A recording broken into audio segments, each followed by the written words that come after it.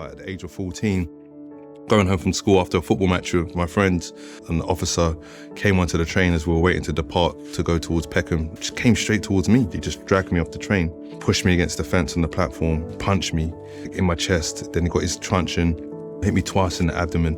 It was so surreal in that moment, just thinking, what's happening? You know, like I'm getting like assaulted and getting beaten up by an officer, and I don't know what's going on. When you're putting your heart and soul into building a community organisation like Mentivity and then impacting the lives of so many young people in the UK and worldwide even, and then for you to face what happened to you in 2020, did it feel like a case of like deja vu's, like I've been here when I was 14? You know what? I've been here. You know what? I never looked at it that way until you said it, you know? Because it was a situation, and it did begin with violence. Thanks for coming to the podcast, Sayce. How are you today? I'm good, man. I'm good. Like last few days of Ramadan, like literally just a true blessing. So yeah, feeling good. Low on energy, bit tired, but it's been a really blessed month and just, yeah, really busy with Mentivity and stuff. But I'm all good, man. All good. No, that's good, man. Appreciate you coming down. Appreciate the work you and the team are doing as well.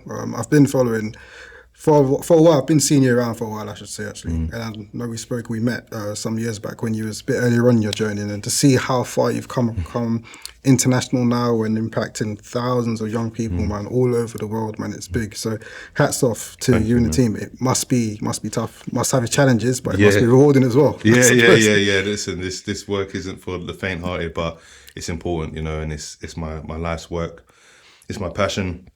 My passion is young people and helping communities, you know, and fostering that change. So, yeah, it is tiring at times, but I've got a good balance now. I know how to look after myself a lot better than I did when I was younger. So, yeah, I'm just grateful to God, you know, like in terms of the journey and the opportunities and being able to have this platform to support people. It's a true blessing. That's sick, man.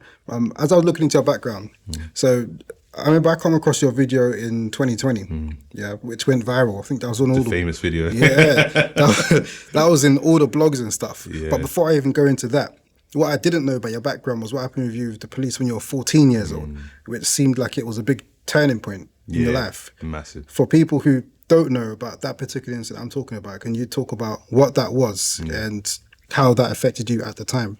Yeah. It was a very, very pivotal time in my life. Age 14, in year 9, you know, picking your options to go into year 10. I went to a school in South East London called Kingsdale, which at the time was probably one of the worst schools in South London, let alone London. We had security guards in our school. It was mad. Wow. Every day was like a giant episode of Blue Story. It was mad. You had Ghetto Boys from Lewisham, New Cross, then you had the Brixton Boys, you had the Peckham Boys, which were my crew. Wait, was this like just in the middle? Yeah, this is in West Dulwich. So it literally the most quaint area, calm Dulwich is a nice area. Exactly. West Dulwich is like, you've got to have money to be there. So Kingsdale School was situated there between Gypsy Hill, Crystal Palace and West Dulwich. And so going to Kingsdale was an event every single day. You know, it was really, really fun journey, difficult in parts, but it shaped who I am. But at the age of 14, going home from school after a football match with my friends, I was at Gypsy Hill train station, and the officer came onto the train as we were waiting to depart to go towards Peckham. And he came on and he just came straight towards me and was like, "You, get off the train." And I was looking at him like, "Why? What have I done?" And he was like, "Get off the train before I take you off the train." So he didn't identify himself, you know, nothing. It was just like, "You get off the train." He just made a target in me. And I think I remember having a bright yellow Nike jacket on, and maybe because I was wearing a bright jacket, he just thought, let me just target this guy. So I got up, and you know, I'm very inquisitive, and I know how to talk to people. You know, people say I got the gift of the gab even at that age. So I went up towards him and said, "Look, officer, like, let me know what I'm supposed to have done, and if you tell me what I'm supposed to have done, then I can get off the train and we can have a discussion." He says, "Get off the train now before I take you off the train." I'm like, "No, I'm not getting off the train. You're not telling me what I'm supposed to have done." And then as I finished my sentence, he just dragged me off the train and then pushed me against the fence on the platform, punched me like in my chest. Then he got his truncheon, hit me twice in the abdomen, like really like forcefully. And at this time I was 14, you know, like still like forming. I was a child. And then like just really roughed me up. And I just remember just being like, it was so surreal in that moment. Just thinking, what's happening? You know, like I'm getting like assaulted and getting beaten up by an officer. And I don't know what's going on. So I'm trying to like protect myself, and then he handcuffed me. And when he handcuffed me, he like put me face down on the floor, and then he dragged me by the handcuffs all the way down the platform, up 2 flights of stairs into the ticket kind of foyer. And by this time, all my friends were following me, and other young people from the school, and then adults as well, like just innocent bystanders. It was like, what's going on? Like, what's he supposed to have done? And there was a lot of pressure on this officer, you know, for what he had done to me, you know, and it was a brutal assault. And then, he de-arrested me after saying that he was going to arrest me, then de-arrested me on the spot and says, oh, you can go home. Did he say what he was arresting you for? No, nothing. Like to this day, I can't tell you what it was. So, you know, it was really traumatic. I'm crying. I don't know what's happening. I'm like, right, I need to just get home. And then I head home, and I toy with the idea of not telling my mum, because at that time, 4 children, single parent, council estate, I didn't want to put any more pressure on my mum's shoulders. You know, she was doing her utmost to look after us. And reluctantly, I told my mum, and then I thought I was going to get justice by, you know, pressing charges against the officer, which we did. Went through a whole case, whole situation, and then it came back about eight weeks later with the Crown Prosecution Service, who assessed it. I said there was no case to answer for the officer. So I'm thinking, what do you mean no case to answer? Like, this guy's beat me up. But we had 12 independent eyewitness accounts.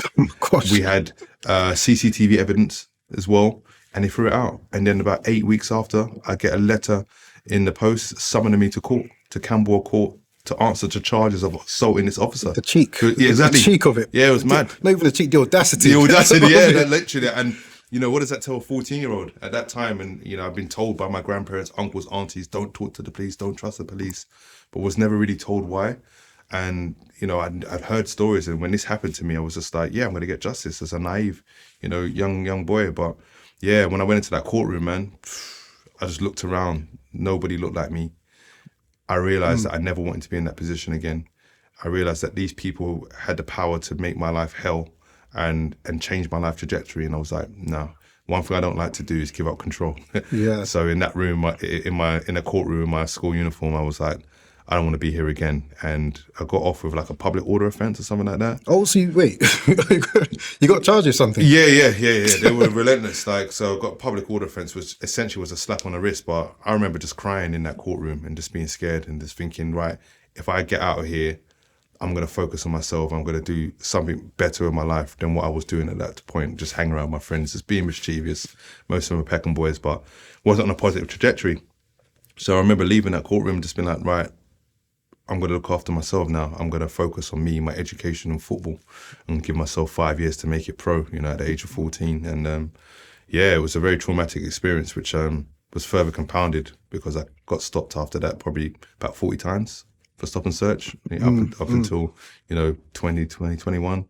And it just became a rite of passage, innit, for a lot of young people, young black boys like myself. But it was the same rhetoric. You look like a criminal, you look like a drug dealer, you look like a gang member. Yeah. And I was none of those. Yeah, for sure. I mean, growing up in my area, relations with the police wasn't great. I mean, you never trusted them in any sort of way. It's not like the police were, and I think there's simple things that they could have done. Yeah. Simple things. I'm not saying things were imperfect, but simple things like being more embedded in the community. Yeah. Knowing who we are, our names, names of the families and the parents and that kind of thing. Simple things. Just be with the people. You know what I'm saying? You're meant to be serving us, serving the community, but it wasn't like that. We got stop and search a million times. Like in every kind of situation, any kind of situation we've been. Rough up on the wall, we've been like stop outside my house, like all sorts of stuff, not just being all my friends, and it was like a weekly occurrence. It was normal. And it's not like it doesn't lead to great relations. You don't trust the police. No. You know what I'm saying? It was a crazy time, a crazy period to be growing up in London, actually. It was, and I think what you said is really, really pivotal in terms of the relationship. We when I was younger on the Aylesbury estate, that's where I grew up, which is like between Peckham, Camberwell, Elephant and Castle. It's like one of the biggest housing estates at the time. And we had officers that were neighbourhood officers that knew our names. So when we were in the football pitch, you know, playing football, they'll walk by and they'd be like, yeah, you're right, Sayce. And I'd be like, yeah, you're right. And it was cool. They would come to like the play service, the Southwark Youth Project, and they'll play football with us and they'll talk to us about, you know, this is what's going on in the area. Make sure you're behaving yourself. And that relationship was fine. So I never had any real reason to fear police in my locality, you know, outside of the neighbourhood officers. But yeah, it was just mad when that happened to me. It was just like a real a real culture shock because I'd heard about these things, but I never thought it would happen to me, you know.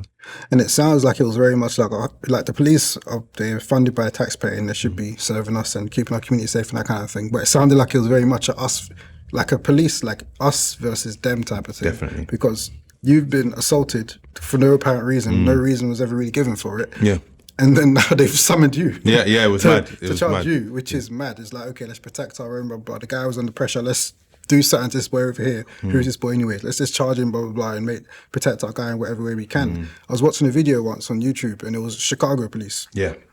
And they were talking about blah, blah, blah, and the policeman, it was a black man as well, actually, and he was saying, no matter what the policeman has done, he was like, we got to protect our own. Gotta back him. And that's what you said. And that's what came into my head when you were telling your story. And it's like, no matter what, the guy could be in the wrong. I mean, I can't imagine punching up a 14-year-old.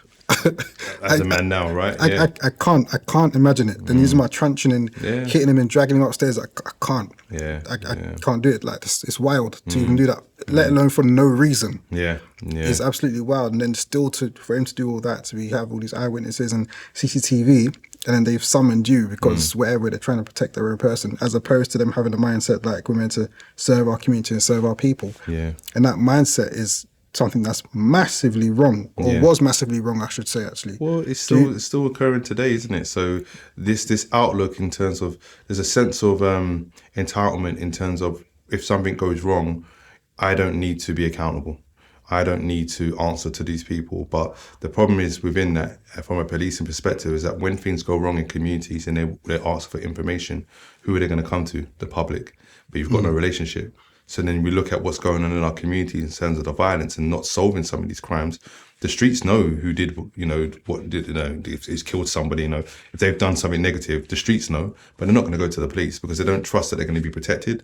They don't trust that they're not going to be treated as a perpetrator, and that they're going to be incriminated in some way by giving some sort of, evidence. And, people talk about snitching and stuff like that, but we want safer communities. So ultimately, how the police have been policing us historically since we've been here, if we talk about from the Windrush generation, it's just been totally negative. And there is no relationship between the Black British community and the police. Nothing at all. It's all negative. And you think about Stephen Lawrence and all these different things that have happened, Child Q, it's just a legacy of trauma. And that's not conducive to creating a positive relationship at all. Yeah. After that experience of you said that you didn't want to necessarily, you wanted to make sure that you're not going to end up in that kind of position again. But what was your relationship and mindset like towards authority figures in the police? Ooh, it's a really good question, because my dad left the household at the age of 8, and that's when my kind of issues started, because my mum had to step up and be both mum and dad, and from my perspective, I just needed my mum. I needed that nurturing from my mum, but she had to do what she had to do, and raise me, to which she's done a fantastic job. And I'm the oldest of 7 children.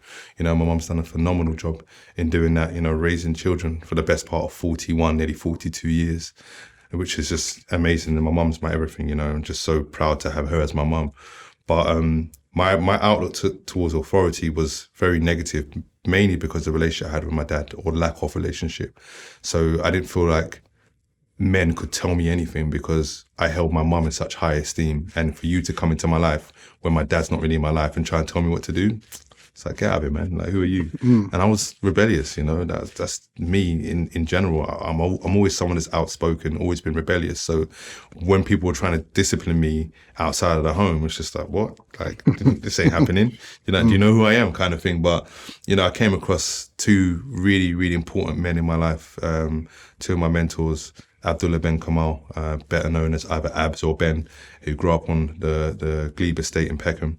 And he became my football coach and mentor just after that incident. And he literally helped me to heal through the game of football, which I loved the game of football. I was an avid Arsenal fan, loved Ian Wright, wanted to be Ian Wright, was a striker. His birthday was the same as mine, or mine was the same as his. And I was like, this is it, my destiny. So when I left that courtroom, I said, I want to play professional football. I gave myself 5 years to make it. So Abs was a really, very important part of that journey. And then Mr. Devon Hanson, who's my head of year and teacher at Kingsdale. Again, Jamaican man, very, very influential, disciplinarian, like very, very important to many people in that school. But he had a way of talking to me, a way of disciplining me, which I could respond to. And he actually cared. Both of them cared. They gave me that time, and I saw that time as love. So authority outside of those people, no chance. I just didn't Yeah. want to. I didn't want to respond to it in a positive way. And I was going to ask if you had any role models. If you didn't grow up with your dad, but you had those two people in your life, and was the difference with those two people and other people who were trying to position themselves as an authority figure? Was the difference that those two actually cared, like they had a heart? Yeah, definitely. I think they understood. They were very empathetic towards who I was, but there was a lot of tough love, which I needed. I needed a lot of tough love, a lot of harsh words because of my trajectory. I'm an all or nothing person. If I don't want to do something, you will know I'm not going to don't want to do it. If I'm going to do something, I'm going to put 150%. You know, I'm super determined, super focused when I want to achieve something. So they really challenged me, you know, in terms of football and my education, and that's what really put me on this trajectory of positivity. You know, even though I still had other obstacles, you know, in my 20s, in my late teens, but I had a grounding, I had a basis, I had this mentorship from these two black men who really supported me. And that's why mentoring is so important for me, because it helped me to be the man that I am today. And without that, who knows where I would be. Yeah. You know, and oftentimes when we go through some stuff, yeah, like what happened with you when you were 14, you can respond in one of two ways. One, use it to send your life in this direction, or send your life in a completely different direction. Yeah. And for you, you used it to propel you to do all the great work you're doing now. And you said, I'm not going to end up here ever again. Yeah. Even if your view on whatever on authority was tarnished, and even if you didn't have your father around you at that point in time, because those would have been easy excuses then for you to be like, all right, cool, you know, it is what it is. I'm going to just go and do whatever. It is what it is. But then you use that to propel you I had forward. no choice though, I'll be honest with you. With my mum and the influence that she had, you know, I had no choice. And the family that I got, the family unit, and within the family I had really like just instrumental, influential family members. My Uncle Neville, who unfortunately passed away in 2019, he was someone that was so important to me, and he had a way of speaking to my soul, you know. And I remember an incident where he was just like, you really got to fix up in pretty much in basic terms. I can't really repeat what he actually said to me, but it was important. And I responded to that. And I remember those words still resonate within me today, because I was going on a trajectory which was all too common, you know. And like we discussed before we started, is that we have a journey where it's either it's prison, it's progression, or it's death. You know, and that's what I saw around me. And I witnessed a stabbing as well at the age of 14. One of my friends got stabbed, and I saw that, and I was like, nah, I don't want this for me. I don't want to be in and around that, because I know if that happens to me, just the type of character I am, I'm all or nothing, like I said.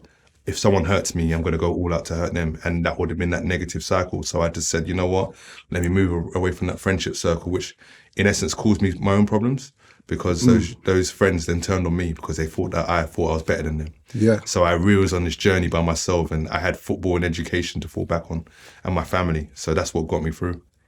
That's very interesting. And when you talk about you had no choice, I was thinking about myself even in a sense, because where I grew up, you grew up around all sorts of stuff, and I could have easily fallen into wherever. I don't even know if I had heart for it, maybe, but you live there and you're around. When you're young, you just play football. That's it. When I was in year 7, we're just playing football. We're out playing football, riding bikes, and it's just so innocent. That's all. Then when you get older, then whatever happens. But the way my house was set up and the way my mum was on me, that's it. It just wasn't gonna happen. Don't know. I was like, I'll be out. I'm the guy when I'm out with the guys, you know. And then my mum was calling off my phone. Yeah. Embarrassing me. And I'm with the guys. I have to go to the side and act like I'm talking to a girl or something. You know? Yeah, yo. We say, who you talking to?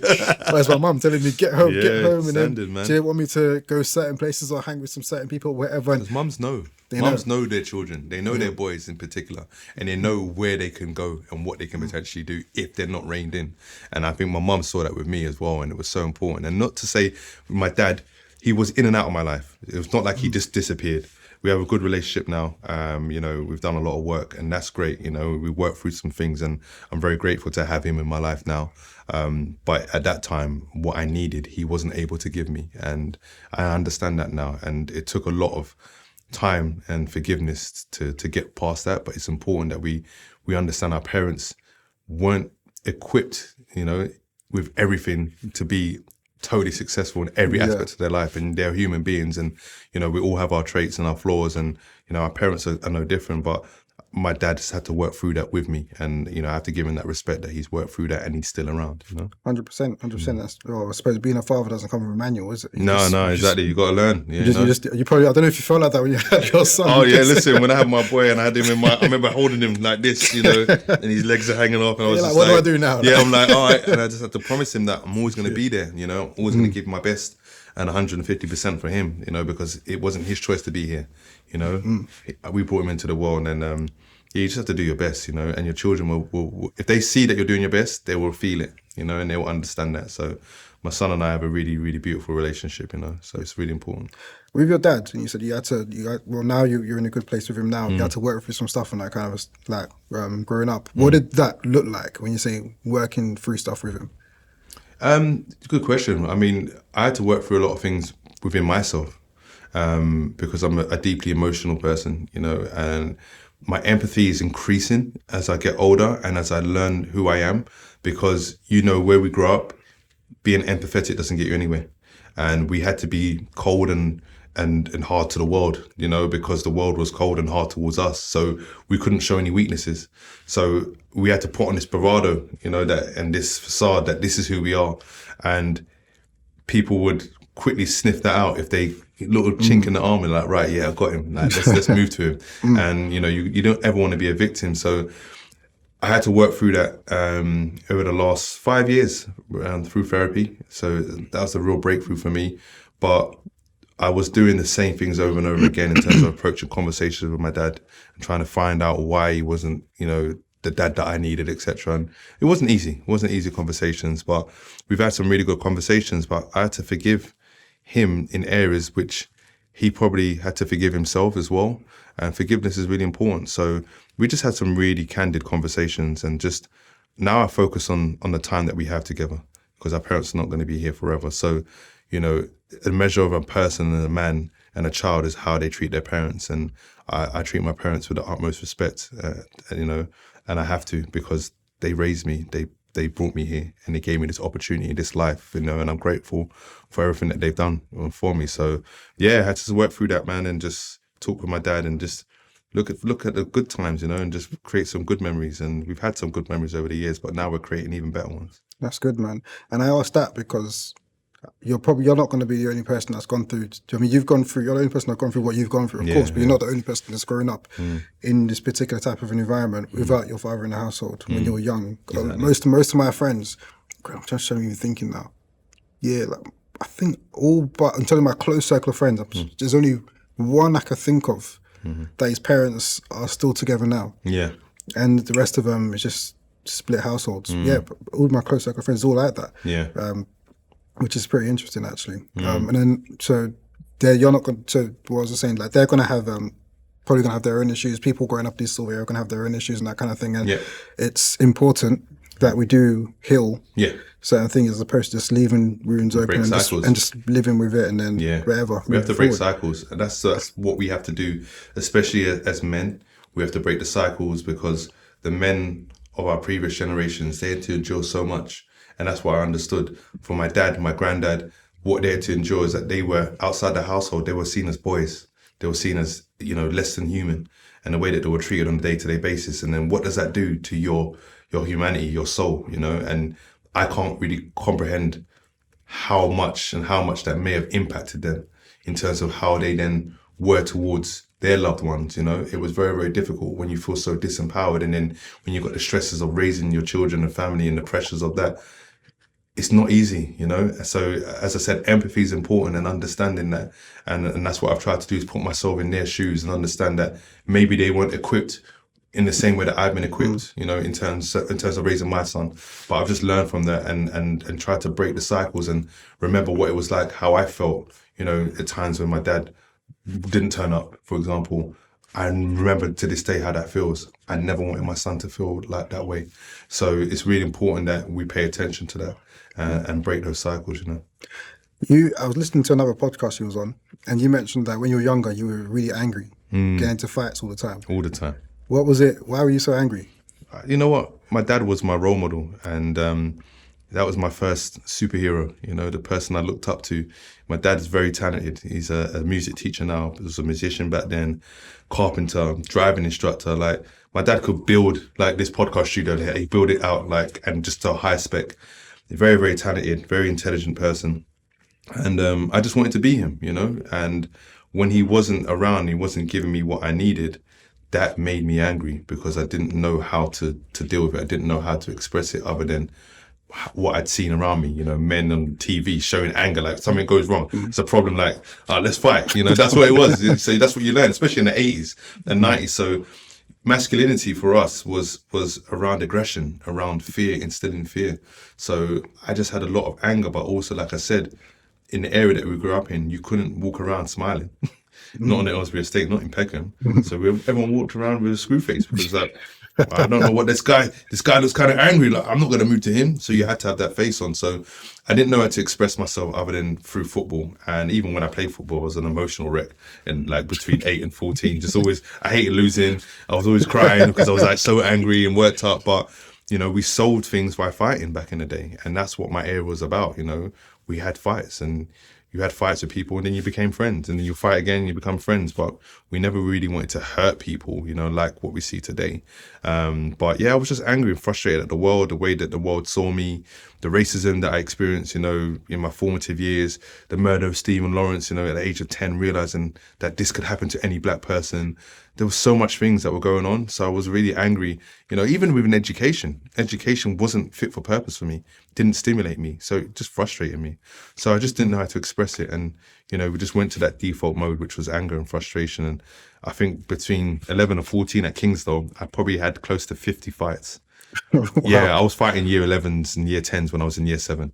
I was fearless. Yeah, but it was about reputation because I knew my brothers were coming after me and I didn't want them to be victims. So when they came in, I had to be that guy, even though at the heart of it, I was a soft youth. Like I was soft. I was very emotional, but I had to showcase that, yeah, like, I'm not going to have it. And Kingsdale was like giant youth club, man. So you had to just put yourself in that situation and just, back in the day, we said scuff it out, you know, to rock it out and just fight and show people what you were made of. When you said after that police incident when you were 14, you said within 5 years you're going to go pro, and then you went pro. Yeah, within 5 years. Yeah. It's like you've lived 2 lives. Yeah, definitely. Because you've done the football. Several lives. Yeah. You've done professional football. Yeah. And now you're, I don't even know, what would you call yourself? An entrepreneur or? Community entrepreneur. That's what I would say. Yeah, I would say, because what I'm doing is that I need to pay myself, I need to look after my family, but it's not about money. It's about what I can extract and bring into the community in terms of, you know, Mentivity. We've got 14 staff, you know, 13 of them are full-time, to which my mum is one of those staff members. She qualified as a teacher, back in 2007, 8. But she's the head of education at Mentivity. I would say that through the corporate sector, extracting money to help achieve the objectives of Mentivity as well. So yeah, I'll class myself as a community entrepreneur, as a servant leader. You know, I serve my community as best as I can. And I think that's the best way to lead personally. You know, I can be strategic. I can go to boardrooms. I can go into a classroom and speak to young people. Like, I know how to talk to people. I know how to resonate with people and to get them to support the vision that I have through Mentivity to foster, you know, changes in our community through mentorship, through intergenerational dialogue, through education, through opportunity, you know. So, yeah, that's how I would describe myself. It's going to take a level of drive, of course. Like, being a footballer is not easy. There's a load of people that want to be footballers, so you've got to really put in that work you know, for you to even get that sort of an opportunity. And even then, most don't get the opportunity. I was very lucky. Done that. And then you're doing what you're doing now as well, and you're successful in what you're doing. And success in the sense that you've impacted a lot of people through the work that you're doing. Where do you think that drive comes from? My mum showcased that to me in the household every single day. From the minute I could understand who she was and what she was about, my mum is deeply driven, deeply empathetic, just loves family, loves community. She loves to laugh, she loves to cook, you know, and she loves integrity, honesty, hard work. You know, my mum is just a pure soul, and she's inspired me from a young age and instilled that work ethic, and all these traits now that I'm exhibiting at the age of 41 is a reflection of my mum.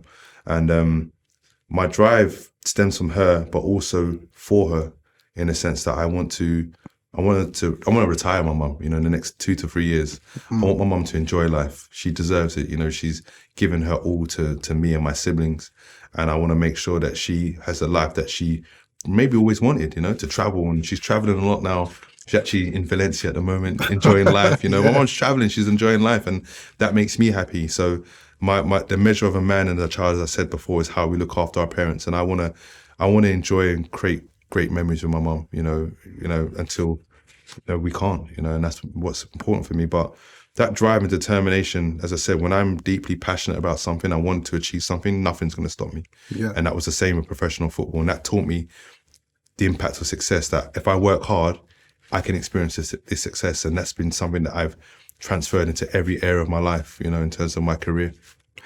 As you're speaking, I'm thinking, because I see some stuff you're saying, I see some traits within myself, in a sense that when I put my mind on something, I'm really when I say all or nothing. That's it. It's the only way to be, man. I'm either 2 feet in or I'm not even. Yeah, that's it. That's it. I'm just gonna look the other way. That's it, man. There's not really much in between. Yeah. And that's the way to be, man. That's the way to be. Everybody knows where you're standing. Yeah, I suppose so. Yeah. With Mentivity, so with 1,000 Voices, actually, when we started 1,000 Voices, I wouldn't say there was one incident that caused it, that led me to say, okay, we're going to start this thing. It was a number of things, just my life even, but it was a number of things over a period of time, experiences like we spoke about police and stuff with myself, and looking at the media and just thinking like, this is wrong, just loads of things over time, and then educating myself and learning about history, Black British history, etc. And just learning, and over a period of time, a lot of things come together. It's led to me a few years ago just being like, cool, let's start this thing up and amplify some positive Black British voices.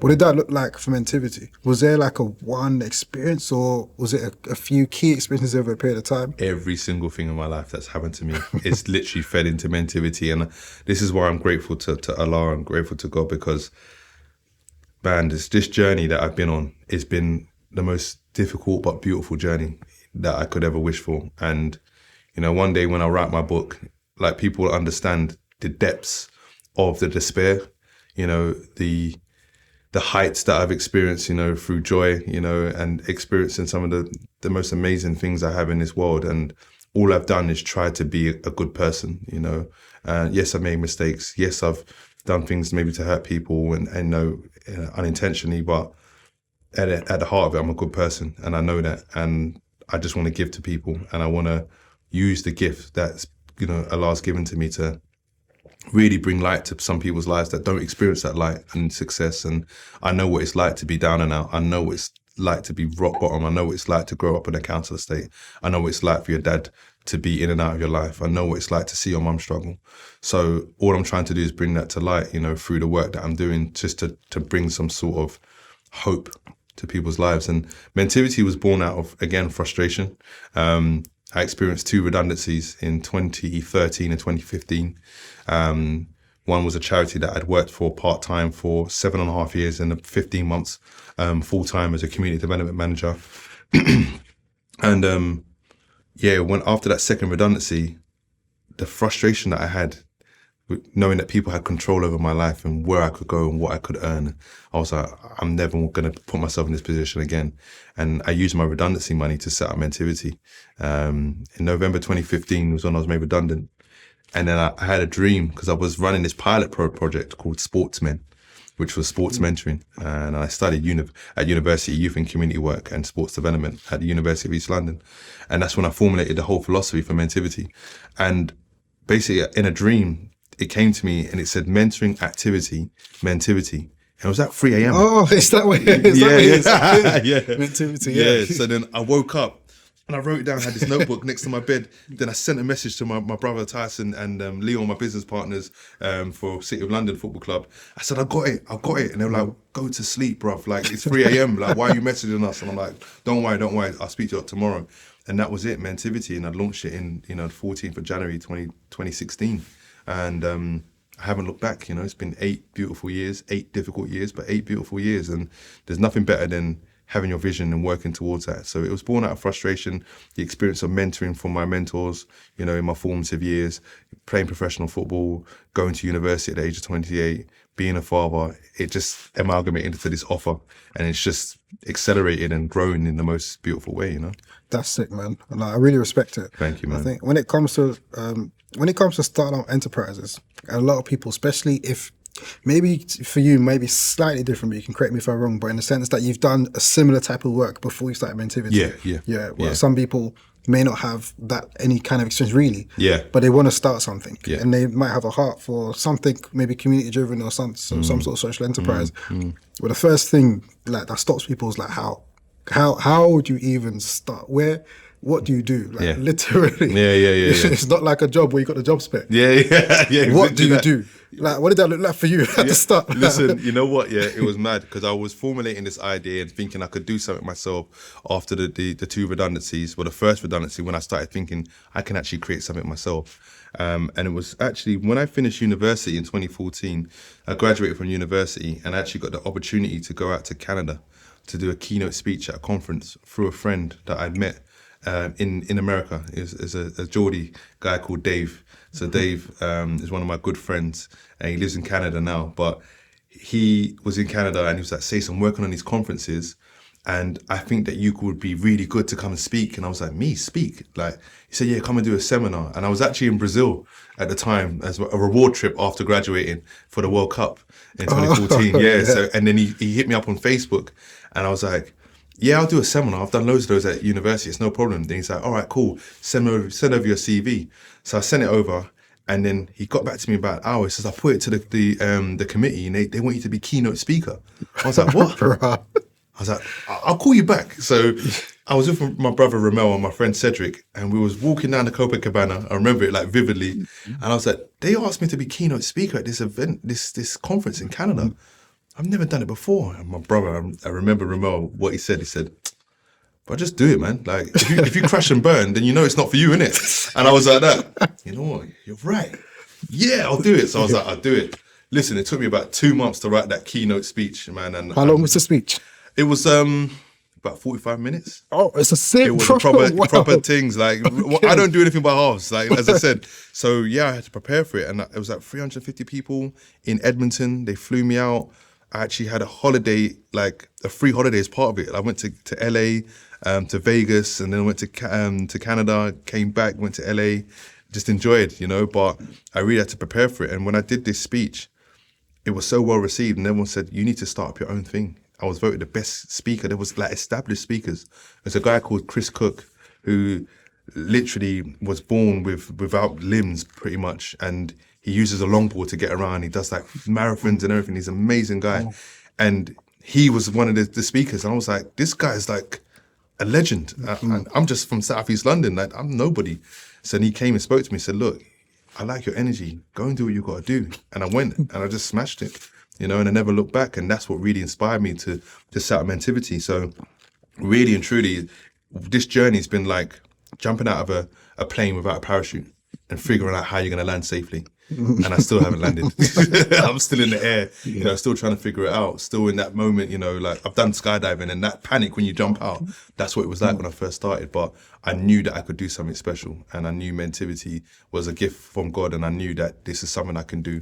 And I was going to make it work. And if it didn't work, I could get another job. Simple, you know, like I could be employed again. Yeah, so. Yeah, fair enough. Yeah. How do you go about getting your first clients, or first schools, or people to work with? Yeah, I was relentless, man. Like literally, I was like the Terminator. I was literally like South East London Terminator, going to every school, emailing every single day. I was turning up. I was stalking schools and teachers. Like, "Listen, we're ready. Like, we can do this. Like, you said you were gonna get back to me yesterday. It's now 12 o'clock today. Like, I'm here." One day. Yeah, like, I'm relentless. So I was just on it, and I was actually, funny enough, when I set up Mentivity, I registered on the 14th of January 2016. I flew out to Barbados. So I was lucky enough to represent Barbados at the age of 29 in the Caribbean Cup in football. Congrats. Yeah, well, it would have been great if someone sent off my passport, because I wasn't able to make my debut. So I should have played against Dominican Republic, Dominica, and Aruba in the qualifiers in Barbados. But I made the final 23, and I was actually supposed to be named captain. which was a real honour. And I was a centre back at that time, so it was a real honour. But once I was training with the national team, there was some young players there, like 15, 16-year-olds, and they were fantastic players. I've been coaching 25 years, so I know a good player when I see one. And there was this young man called Sebastian, really, really good player. And I was like, you trying to play pro? He said, yeah, I'm trying to do this. And I said, you know what? One day I'm going to come back and I'm going to make sure I provide opportunities for young Bayesian boys to come to England and get professional contracts. So I was actually in Barbados at the time, doing some scouting off my own back. I used some of my redundancy money. I did scouting around the island, found 4 boys that were really, really good, and said, I'm going to get you guys over to England. I didn't know how I was going to do it. And literally from there, I went to Trinidad for Trinidad Carnival. This is my little downtime, I worked hard. And I was still emailing schools like, listen, I need this. I've got this contract, all my contacts. And then a lady called Doreen, who was a deputy head at a pupil referral that I worked at for many years, said, yeah, like, we'll take you up on your offer. I was like, no way. But I was in Trinidad at the time. I was at Carnival. I was like literally about to go and play mass. Yeah. And it was like, do I stay in Trinidad, enjoy myself, or do I cut my trip short and come back to England? And also my son got picked up by Charlton. He was about 9, 10 at the time. So I was like, you know what? Let me just cut this holiday short. So I left Trinidad, came back home, and on the 22nd of February, I literally had my first cohort of students when there's people referring it. My son was doing his training with Charlton, and it was the best decision I ever made, like short-term, sacrifice, for long-term gain. And that's what I did. So it was a beautiful, like, inception and introduction to Mentivity. But from then, when I got my first contract, I just kept building from there. And, we weren't a charity, we were a limited company. I wanted to showcase self-determination and people to take us seriously. So that's how it started, And that's sick, man. And on the structure of it, actually, because I've heard you talk about, you got limited company and you got the CIC. Yeah. And have you got a charity now? Now we've got charity. We've got charitable status, so we're a CIO, so charitable incorporated organisation. And the reason why I did it that way is because limited company was a way to generate the income, to generate the interest, and build the trust and rapport, and build a good reputation, and get paid at the same time. If we did it the charitable way, you're not going to get any money because no one knows who you are. You haven't got a track record. This was a bit different with a company. Plus, people knew me in the local area, and the work that I did was very impactful. So from there, then we went to a CIC, a community interest company. That was not long after one of our mentees was unfortunately killed, and we thought we need to have a more charitable entity for this, and then it allowed us to scale up. And what that did is that through the funding we got for the CIC and the funding the limited company through the contracts and tenders, we could prop up each organisation pretty much. So we had a more fluid cash flow, so we could depend on one more than the other at different times if one was making more money. And now we've got the charity we can scale up now, and we're ready to scale up. So that's the model that worked for us. That's sick, man. Did someone teach you all of this, or you just learned it? Freestyling, breakdancing, like on the go, like literally just had to figure it out. And as I said, I still made mistakes along the way. I actually set up a community interest company limited by shares rather than guarantee, which excluded us from a whole bunch of funding, which I didn't know. So then that's why I had to set up one limited by guarantee down the line, and then the charity. But we're ready for that now. We've got a really good team, a really good leadership team, really driving forward, and yeah, it's really impactful. So yeah, I just had to learn, Yeah. And I asked why if someone taught you that, because we're thinking about, we've 1,000 Voices, so we set up as a limited company. Yeah. Not because at the start I was thinking strategically about it. Just literally, I'm telling you, it was December 21. Yeah. I think I told you at the start, I was sitting on an idea for a long time. Yeah. So I was sitting on it for a long time. Yeah. And when what happened, I was reading the book, and then I found out why I was procrastinating on it. And then basically it stemmed from... What book did you read? I forgot. I think it was called Range, but I might be wrong. Right, okay. I think so. That's what's coming to my head. Yeah. But the book was talking about why people procrastinate. Yeah. How it stems from a fear of failure. Yeah. And then him even going deeper and talking about that coming from childhood and wanting to be perfect when you're a child. When I was reading, I'm like, this is mad. This is me. Yeah, literally. So I'm reading it, and I thought, nah, this is... I've been talking about this for too long. I got to do it. It was December 21. Incorporated it, and we had 6 interviews filmed. They're ready to go by Feb. I think end of Jan, actually. Yeah. It was in like a month.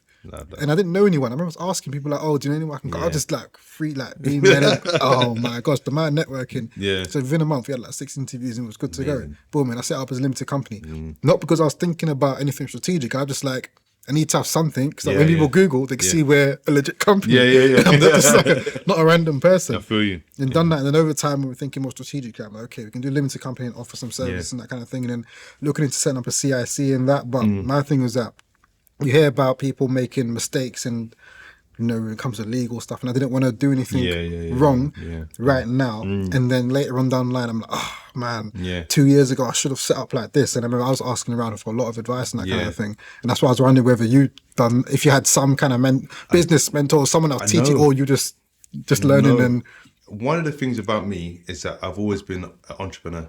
I've always been able to make money, even from my formative years at Kingsdale.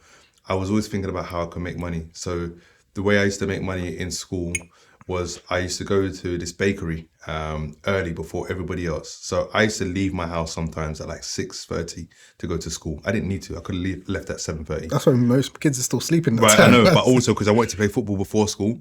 So I had my routine and my ritual. So I go there with £5. I'm going buy 500 of these sherbet straws. You remember the sherbet straws when we were younger?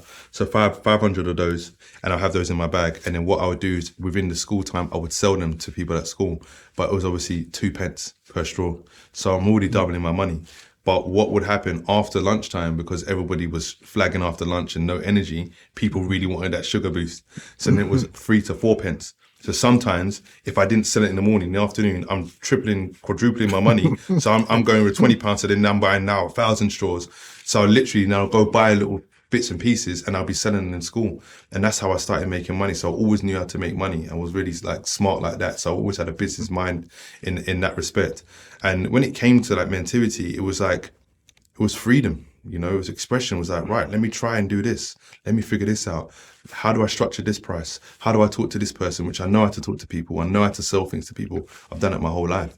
So it literally was an extension of who I was. And I just really propelled myself into the unknown and into that outside my comfort zone. And, you know, if I failed, then I'm going to learn. I don't mind failing in this situation because this is what I've got to do to progress. And I have made mistakes, you know, but I've learned from those mistakes. And being more financially literate now, that's my focus right now, because we don't teach that enough from a young age. So just working on that and then just jumping out that plane, man, and just figuring it out, like literally. And that's what I've done, you know, and it's reaped its benefits. What challenges have you had along the way? Funding. So when the limited company, we were making money, good contracts for schools, you know, literally. When I started Mentivity, we wanted to have an alternative provision where young people came to us that needed support and we would educate them in different ways. But what I quickly realized is that there was too much red tape for that. But then there was an opportunity that presented itself when we went to this school called Woolworth Academy, and I was talking to the teacher and she was like, we've got a young person that he's really struggling at the moment and his mum's going through some stuff and his brother. Would you mind doing some one-to-one mentoring on site? It's me, on site. Of course. No overheads. Like, this makes sense. You charge per hour for the child. This makes so much sense. So yeah, sure, we'll take it. So we started off with 3 young people in this school, and I think it worked out at like £75 a session. And quickly from 3 went to about 25, then from 25 to 45 till we had 65 students, paying £75 a head. Working, you know, across 2 sessions, one half an hour mentoring session, then an hour group conversation-based learning. So talking around the topics and things that they don't normally get to talk about, you know, around tax, around accountability, like responsibility. And we created these sessions and then literally had an 80 grand contract with the school out of nowhere. So I was like, right, this works. But then when COVID came, schools all closed down, couldn't do anything online because we didn't have any technology. I didn't even know what Zoom was until then. So literally had to change our whole model and saying, right, we can still provide this support, but we need to get more tenders to provide services for local authorities and local government, but also get funding in from the corporate sector and local government sector and the voluntary sector. And that's what we did. So we've got a really good mixed model of funding now. And the tenders now keep us going through the limited company and the funding through like the Greater London Assembly, through MOPAC, through schools, through like the My Ends program, the Violence Reduction Unit.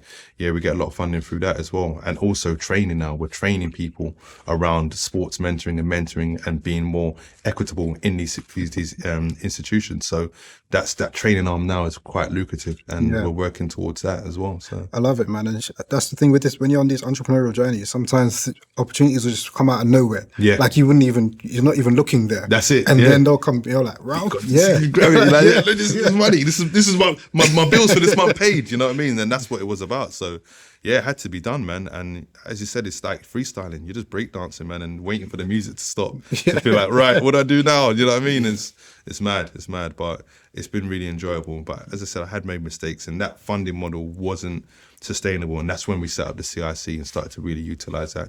And then looking at the corporate sector, to which we've done really well. And, you know, Goldman Sachs are our biggest funder. And we're about to announce the biggest sponsorship deal of our history, £675,000 over 3 years at a minimum from Goldman Sachs. And that's a unique deal because that's a grant, but it's off their balance sheet, you know, and it's an investment in Mentivity, not so much a donation. It's an investment in what we're doing because we're trying to diversify the pipeline of employment into that organization, which is massively important, and opportunities for young people. That's sick, man. You said earlier on you call yourself a community entrepreneur. It's just term you gave yourself, and it must be, I don't even know what the word is, frustrating, annoying, all sorts of stuff here. When you're putting your heart and soul into building a community organisation like Mentivity and then impacting the lives of so many young people in the UK and worldwide, because you guys have expanded all over the UK, like London, Brighton, Kent, wherever, Kenya, all over the place. You're doing a lot of good stuff. And then for you to face what happened to you in 2020 with the police, did that feel like, and for those who don't know what I'm talking about, can you elaborate on that? Like, there's a video went viral on socials and that, but talk about that. And also, did it feel like a case of like deja vu's? Like, I've been here when I was 14. You know what? I've been here. You know what? I never looked at it that way until you said it, you know, because it was a situation, and it did begin with violence in essence, because I was actually delivering food packages to some of our families that needed support, you know, for Mentivity, who were really struggling. And I remember it was the 5th of May 2020. It was 2 years to the day that we lost our mentee, Raheem Barton, in the locality on the Brandon estate. And I was already emotional on that day, and I was just trying to provide food to people. It was also Ramadan as well, and I was fasting. So I was hyper emotional already on that day. So after my first drop off in Brixton, I was driving towards the Aylesbury estate, and I saw a police van and about 12 officers around 2 boys, one white, one black boy, around 17, 18. And it looked really intimidating. And I just thought, I can't drive past this. You know, the streets were empty. I was like, why are they hassling these children? So I stopped, wound down my window. I said, sorry, officers, I just want to check if the boys are okay. Do you mind if I check in? And they were like, yeah, no problem. So they parted, and I was like, boys, you all right? I was still in my car because we were socially distancing and all that stuff. And they're like, no, we're okay. Thanks for stopping. I said, you sure? I'm happy to stay. They're like, no, thank you. We're all right. I said, all right, thanks, officers. They all looked at me like, no worries. I drove to the end of the road, parked up, went to the shop to get some dates to break my fast, got back into my car. This was no longer than 3-4 minutes. Got back onto the main road, in my car driving. I see blue lights flashing behind me. I'm like, oh, it's not for me. I just got in my car. Then I realised it was for me. It was the same officers, the same group of officers. The ones that gave you the thumbs up? Yeah, stopped me and it was like, yeah, we're stopping you under Section 23 of the Misuse of Drugs Act. I'm like, you just saw me. I stopped voluntarily to check on the boys. No, we didn't see you. It wasn't you. Guys, your observation skills as officers have to be better than this. Like, what's going on? So I'm in the car talking with my window slightly down. I'm like, I'm not getting out. You know, I'm living with my gran at the moment. She's 80 odd. I want a social distance, make sure she's okay. So they were like, you need to get out. We're detaining you for a search. I'm like, well, I've got no choice then. So as I open the door and get out of the car, this officer is about 6'4", white officer, comes over, bear hugs me. So I'm thinking, what? So then immediately I'm thinking, I'm going to just resist. I just said, you know what? Take your hands off me. Come off me. Don't touch me. Get off me. I said it in the most calm way. And I could feel it going a negative way. And I'm thinking, right, I'm going to have to really fight now. I'm going to fight this officer basically because he's now initiated this violence. And I'm a grown man now. It's different than when I was 14. And I'm going to protect myself. So then he took his hands off me and I said, don't touch me ever again. Don't touch me. So they proceeded to ask all these questions. You know, you're in a high crime area. You made a suspicious maneuver. You pulled up in this car. Look at the car you're driving. Typical drug dealer car. You look like a drug dealer. I'm like, you know what I've done in this area? I'm trying to help you guys, you know, to prevent crime. I've coached all these boys in the area. Jadon Sancho of Manchester United, Borussia Dortmund at the time, Reece Nelson of Arsenal, Tammy Abraham. Like, I've coached all these boys. I've worked in this community for 25 years. And they were like, nah, you just look like a drug dealer. Look at you. Look at what you're wearing and blah, blah, blah. I said, look, I'm delivering food as part of my organisation. There's football equipment in the back of the boot. This is what I do. Nothing I was saying was going to change their stance and their outlook on me. And I just remember like getting more worked up. And then I said, no, I'm not doing this. I'm not allowing them to make me feel this way again. So I said, you know what? I started filming it on Instagram. And I thought, let me just do Instagram Live and show them how they treat people like me who are doing positive stuff in the community. And I remember on the Instagram Live, I said, you know what's going to happen? I'm going to train you guys how to talk to young people. And the Met Police are going to pay me to do it. I guarantee you, because I'm an educator. And those words, once I said those words, that was it. I had to follow through, man. Yeah. And 6 weeks later, I launched the training program at New Scotland Yard during lockdown, you know. And because of that clip, I released it a week later, it went viral. And I literally forced myself into that situation. But I'm an educator and I make things happen, you know. And that's what I do. And I had to showcase to people that we can't stand for this treatment anymore. We can do something. We can stand up. And that's what I did and put me on this journey, man. That's crazy. That video was crazy. Yeah, I remember seeing it and I'm thinking it's ironic because it's like, of all people, to stop, you're stopping the community guy. Yeah, exactly that. He's on your side. They man. stopped the right one that day, you know, the right one.